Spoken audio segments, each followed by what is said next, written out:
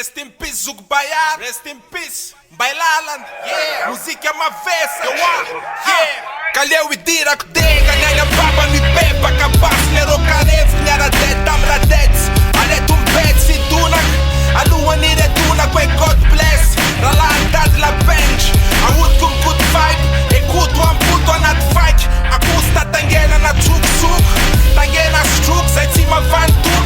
Tuer cum fan sun rapan di am baf tuek. Sterk fine nen am klef. Kantena me atra tref. Refayent nyan vo mut som left. Refayenten atoma nemt nan tona 90.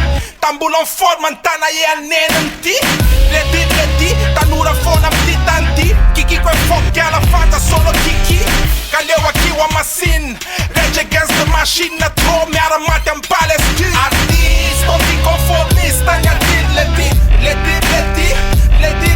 Artist anticonformista nya leti. Artist anticonformista nya leti.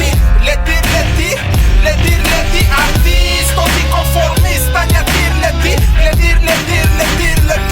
Artist anticonformista nya leti.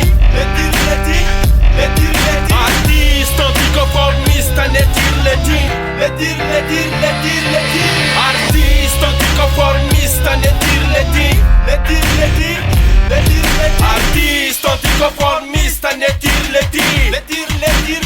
Skala kala pia fana nefa laf. Nefa na mitmur. Nefa na takal skala kala mbur.